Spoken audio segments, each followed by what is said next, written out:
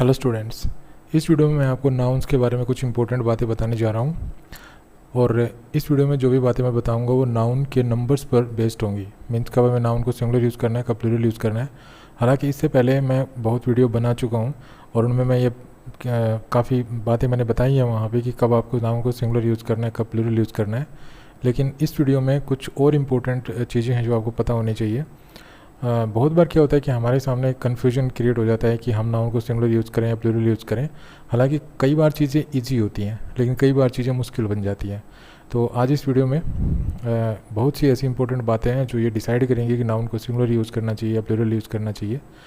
तो चलिए बिना कोई देरी किए अपने लेसन को शुरू करते हैं। देखिए ये शब्द देखिए आप, one, both, each, all, either, neither, everyone, none.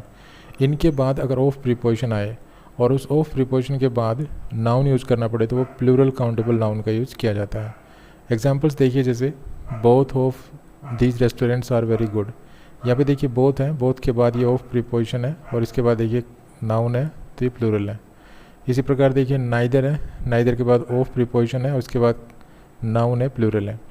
इसी प्रकार ये देखिए आइदर है, आइदर के बाद में ऑफ प्रीपोजिशन है और इसके बाद ये नाउन है, प्लूरल है। इसी प्रकार ईच के बाद ऑफ प्रीपोजिशन है, इसके बाद नाउन है, प्लूरल है। इसी प्रकार एवरीवन है, एवरीवन के बाद ऑफ है, इसके बाद ये नाउन है, प्लूरल है। इसी प्रकार एनीवन है, उसके बाद ऑफ है, इसके बाद ये नाउन है, प्लूरल है। इसी प्रकार नन है, नन के बाद ऑफ है, इसके बाद ये नाउन है, प्लूरल है। उसी प्रकार वन है, वन के बाद में ये ऑफ है, ऑफ के बाद में नाउन है, प्लूरल है। तो इस प्रकार इन शब्दों को आप अच्छी तरह से लर्न कर लीजिए और इनके बाद अगर ये ऑफ प्रीपोजिशन आती है तो इसके बाद नाउन हमेशा प्लूरल होगा। अब इन सेंटेंसेस को भी देख लीजिए एक बार। अगर देखिए बोथ के साथ यहाँ पे तो ऑफ है, ठीक है, यहाँ पे तो ऑफ है, यहाँ पे आप देख रहे हैं ऑफ है यहाँ पे, तो ये प्लूरल है। लेकिन ज़रूरी नहीं है कि ऑफ आए तो ही प्लूरल आए, ये ऑफ ना भी हो तो भी इस बोथ के साथ जो नाउन आएगा वो प्लूरल ही आएगा। अब इस एग्जाम्पल में आप देखिए बोथ के साथ ऑफ नहीं है लेकिन यहाँ पे नाउन प्लूरल है। अब इस सेंटेंस को चाहे आप ऐसे लिख लीजिए, चाहे इस सेंटेंस को ऐसे लिख लीजिए, ठीक है, बोथ विल बी करेक्ट।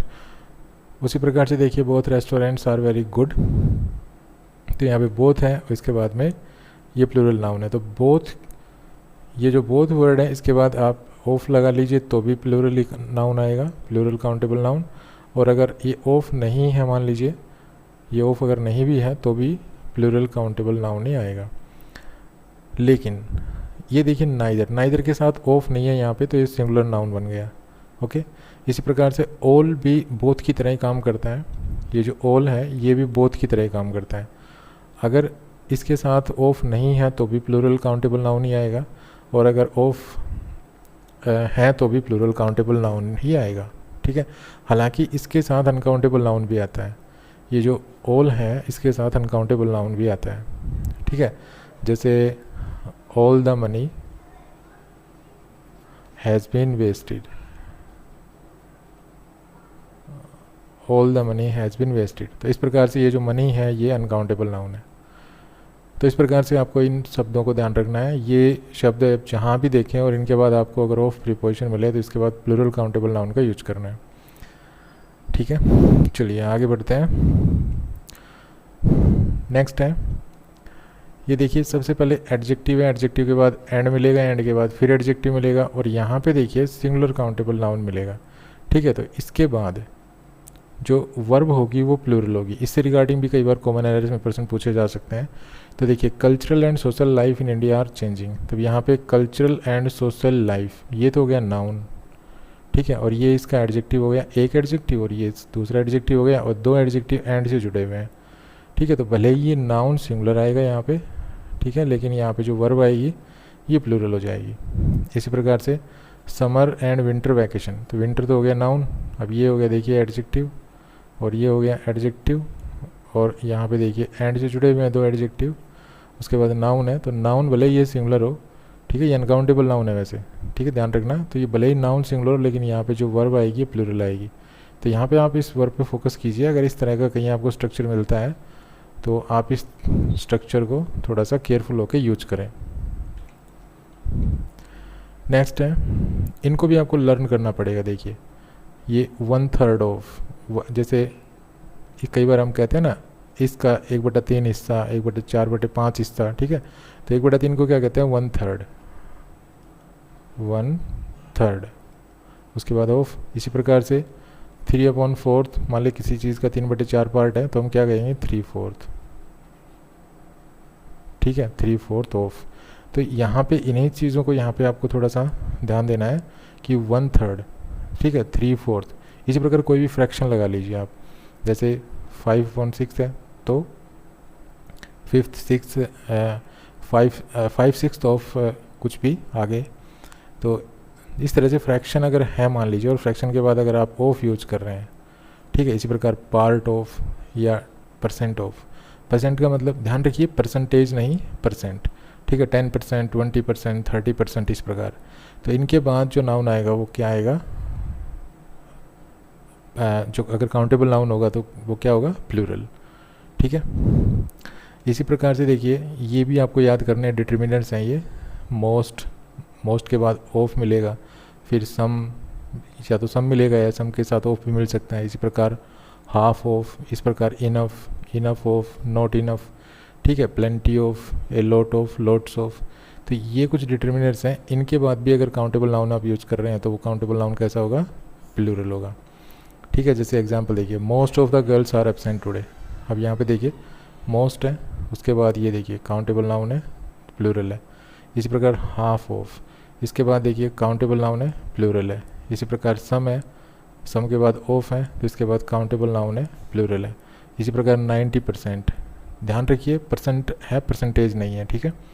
तो 90% ऑफ द स्टूडेंट्स, तो 90% है, इसके बाद देखिए ये नाउन है, प्लूरल है। ओके, तो इनको भी आपको अच्छी तरह से लर्न करके चलना है, क्योंकि इनके बाद भी जो नाउन आएगा वो प्लूरल काउंटेबल नाउन होता है। चलिए आगे बढ़ते हैं। ये भी काफ़ी इंपॉर्टेंट स्ट्रक्चर्स हैं, आप ध्यान दीजिए इसकी तरफ भी। देखिए कन्फ्यूजिंग स्ट्रक्चर्स हैं, लेकिन थोड़ा सा ध्यान देंगे तो अच्छी तरह से याद हो जाएगा। देखिए मोर देन, और मोर देन के बाद 2, 3, 4, 5, 6, 7, 8 जो भी है, इसके बाद हमेशा प्लूरल काउंटेबल नाउन यूज़ करना है, ठीक है। और मोर के बाद अगर आप इस देन, अब इससे पहले आप ये ले लीजिए, देखिए मोर के बाद देन 1, ठीक है। आप ये तो अलग से याद करना है, ये तो आपको थोड़ा सा अलग से याद करना है, लेकिन इन दोनों में थोड़ा सा रिलेशन बनेगा, मैं अभी दिखाऊंगा आपको, ठीक है। इसको तो आप मोर देन के बाद 2, 3, 4, 5, 6, 7, 8, 100 कुछ भी आए, उसके बाद आपको प्लूरल काउंटेबल नाउन यूज़ करना है। लेकिन इनमें देखिए सबसे पहले इसको देख लीजिए, मोर के बाद देन 1 है, ठीक है। मोर देन 1 और फिर नाउन यूज़ करना पड़े तो आपको यूज़ करना है सिंगुलर काउंटेबल नाउन। कैसा नाउन यूज़ करना है, सिंगुलर। लेकिन ये देखिए मोर, और मोर के बाद ये जो देन 1 है ये बाद में कर दिया है अब, और जो ये नाउन है ये बीच में ला दिया है। तो जब इस नाउन को अगर आप मोर और देन 1 के बीच में यूज़ करेंगे तो ये प्लूरल यूज़ करना है, ठीक है। आई होप आप समझ गए होंगे। एक बार फिर मैं समझा देता हूँ। देखिए इसको तो आप थोड़ा सा अलग से याद करना है, ठीक है। मोर देन के बाद 2, 3, 4, 5, 6 ऐसे आए तो फिर आपको प्लूरल काउंटेबल नाउन यूज़ करना है। लेकिन इसको थोड़ा सा ध्यान देना। देखिए क्या कह रहा है यहाँ पे, ये कह रहा है मोर देन 1, ठीक है। ये यूज़ करना है आपको, ये मोर देन 1 के बारे में बता रहा है। मोर देन 1 अगर आप यूज़ करेंगे और इसके बाद अगर नाउन यूज़ करेंगे तो सिंगुलर काउंटेबल नाउन यूज़ करना है। लेकिन अब ये कह रहा है कि अगर इस नाउन को उठा के और इस मोर और देन 1 के बीच में अगर रख दिया जाए तो ये ही नाउन जो है वो प्लूरल काउंटेबल बन जाएगा, ठीक है। आई होप आप समझ गए होंगे। चलिए एग्जांपल्स देख लेते हैं। देखिए मोर सिटीज़ देन 1। अब देखिए यहाँ पे मोर और देन 1 यहाँ पे है और इसके बीच में नाउन है, तो प्लूरल नाउन बताया था मैंने, तो प्लूरल नाउन यूज़ करना है आपको, ठीक है। ऐसे में वर्ब भी प्लूरल ही आएगी।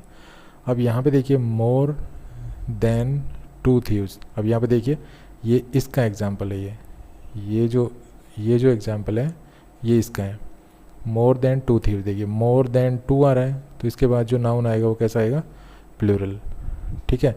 इसी प्रकार ये देखिए मोर देन 1, अब शुरू में ही आ गया मोर देन 1, तो जो नाउन आएगा वो कैसा आएगा, सिंगुलर। ओके, तो ये जो स्ट्रक्चर्स हैं ये थोड़े से आपको थोड़े से केयरफुल होकर लर्न करने हैं। इनसे रिगार्डिंग क्वेश्चंस बहुत बार पूछे जाते हैं। चलिए नेक्स्ट पे चलते हैं। ये भी इंपॉर्टेंट स्ट्रक्चर्स है, थोड़ा सा ध्यान दीजिए इसकी तरफ भी। देखिए अगर आर्टिकल आए, आर्टिकल के बाद एडजेक्टिव आए, एडजेक्टिव के बाद एंड आए, एंड के बाद फिर दूसरा एडजेक्टिव आए, तो आपको प्लूरल काउंटेबल नाउन यूज़ करना है। लेकिन यहाँ पे आर्टिकल आए, यहाँ फिर एडजेक्टिव आए, फिर एंड आए, फिर आर्टिकल आए, फिर एडजेक्टिव आए, तो आपको सिंगुलर काउंटेबल नाउन यूज़ करना है। कहने का मतलब दोनों स्ट्रक्चर्स देखिए सेम ही है, दोनों स्ट्रक्चर्स में कोई फ़र्क नहीं है।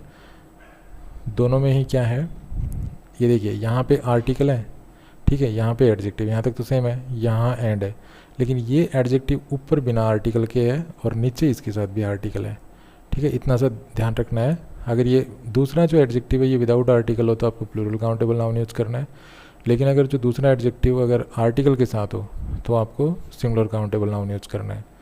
एग्जाम्पल देखिए, I am an examiner of the Patna and Bihar university. अब यहाँ पे देखिए ये तो नाउन हो गया और ये इसके एडजेक्टिव का काम कर रहे हैं, पटना और बिहार, ठीक है, और पहले एडजेक्टिव से पहले आर्टिकल है, दूसरे के साथ कोई आर्टिकल है नहीं, तो ये प्लूरल काउंटेबल नाउन यूज करना है इस नियम के अकॉर्डिंग। लेकिन अगर इस बिहार के साथ भी मैं आर्टिकल लगा दूँ, देखिए अब ये एडजेक्टिव है, ये एडजेक्टिव है और ये नाउन है, ठीक है, लेकिन अब यहाँ भी देखिए आर्टिकल है और यहाँ भी आर्टिकल है ना, तो यहाँ पे जो नाउन होगा ये कैसा बन जाएगा, ये सिंगुलर बन जाएगा।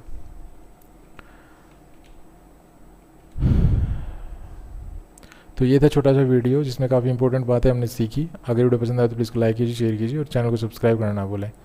Thanks for watching this video, happy learning, bye bye.